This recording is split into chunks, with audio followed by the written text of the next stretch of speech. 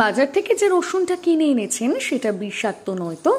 উপকারের বদলে সর্বনাশ ডেকে আনবেন না নিজের। অনেকের মনে প্রশ্ন জাগতে পারে, বিষাক্ত রসুন আবার কি জিনিস? হ্যাঁ, ভাবতে অবাক লাগলেও তথ্য কিন্তু বলছে এমনটাই। সূত্রের খবর, চোরা পথে চীন ভারতের বাজারে ঢুকিয়ে দিচ্ছে রসুন। প্রসঙ্গত 2014 সালে চীনা রসুন আমদানি করা বন্ধ করে দেয় ভারত সরকার।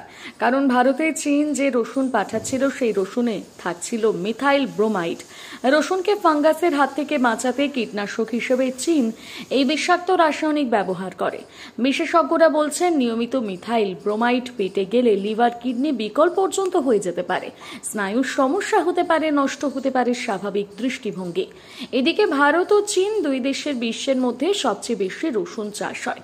আমাদের দেশে 60% রসুন চাষ হয় মধ্যপ্রদেশে, তারপর 15% রসুন চাষ করে রাজস্থান।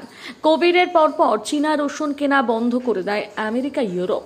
সেই জায়গায় রপ্তানি হতে শুরু করে ভারতের রসুন, যার ফলে দেশের বাজারে রসুনের দাম বেড়ে যায়। আর এই সুযোগেই চোরা পথে বিষাক্ত রসুন ভারতের বাজারে ঢুকতে আরম্ভ করে দেয়।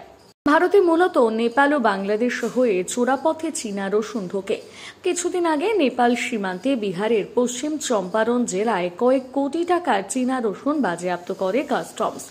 রিপোর্ট বলছে, দেশের বাজারে এখন প্রায় 1200 টন চীনা রসুন রয়েছে। সুতরাং সাবধান তো হতেই হবে, তা মানছেন সকলেই। রসুন তো একদিকে যেমন খাবারের স্বাদ বাড়ায়, তেমনি রসুন রোগ প্রতিরোধ ক্ষমতা বাড়ায়, হার্ট ভালো রাখে, হজম শক্তি বাড়ায়। ত্বকের পক্ষে রসুন উপকারী, কিন্তু বিষাক্ত চীনা রসুনের একটা গুণও নেই, আছে শুধু অসুস্থ হয়ে পড়ার আশঙ্কা। কিন্তু বিষাক্ত চীনা রসুন চিনবেন কি করে? চীনা রসুন দেখতে আমাদের রসুনের চেয়ে বেশ ভালো, এগুলোর কোয়া বড়, এগুলো বেশ সাদা হয়। তাই বাজারে গিয়ে রসুনের রূপ দেখে ভুলবেন না, বরং রূপ একটু বেশি মনে হলেই বুঝবেন এতেই লুকিয়ে রয়েছে বিপদ। যে রসুন দেখতে ভালো নয়, কোয়া ছোট, কম সাদা, সেগুলোই আসল খাঁটি ভারতীয় রসুন।